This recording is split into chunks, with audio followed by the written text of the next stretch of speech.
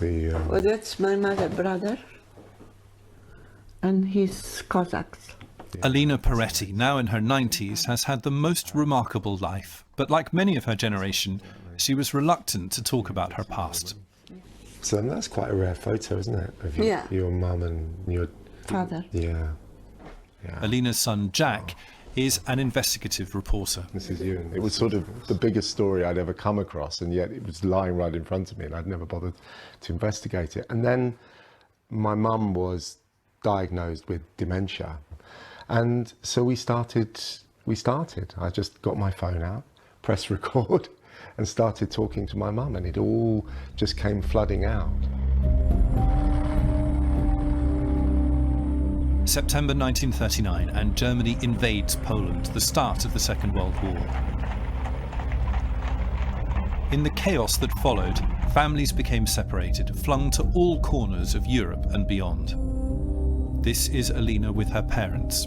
Her dad, Michael, part of the Polish resistance, ended up in London. Alina, with her mother, Olga, was deported to a labour camp in Siberia. I didn't feel frightened. I think it was an adventure. Alina's mother was determined to get back to Poland to find her other children, a girl and 2 boys stuck in occupied Warsaw. She paid smugglers to get them back. And she was saying, if we're going to die, we die together. It was her decision. Warsaw was a devastated city, invaded, bombed, occupied by the Germans. Alina was reunited with her siblings, but now faced the full horror of war at first hand. They were hanging people on the street for other people to see. They were drowning in horror. August 1944, the Warsaw Uprising. For 63 days, the Polish resistance fought their German occupiers. It was street to street, house to house. But eventually the resistance was put down. Civilians were rounded up. Alina, her mother and older sister Juta were brought to a courtyard to face a firing squad. You had people lying down dead, and you have us standing up waiting when they're going to turn gun in our direction.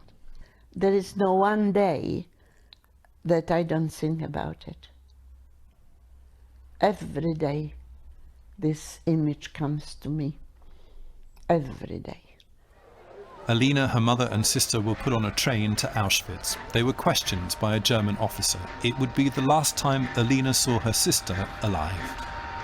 He asked, who speak German? And my mother said, my daughter does. She shouldn't have opened her mouth. It is still difficult to fully comprehend exactly what happened at Auschwitz. More than 1 million people were killed. Almost all were Jews, but some 13,000 ethnic Poles were also transported to the camp after the Warsaw Uprising.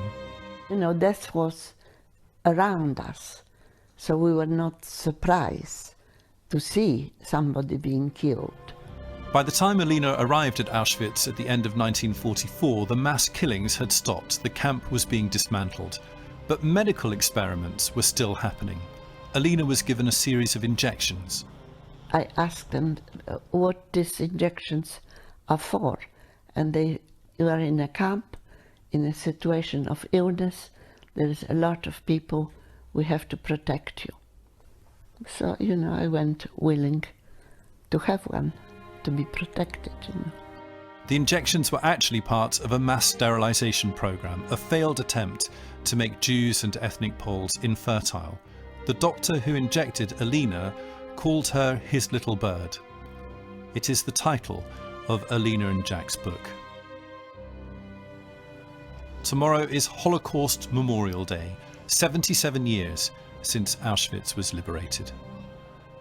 Well, I think it's important that we remember to do anything so it doesn't happen again. To prevent it happened. You just said, you know, bloody hell, you know, I'm very lucky that I came out of it.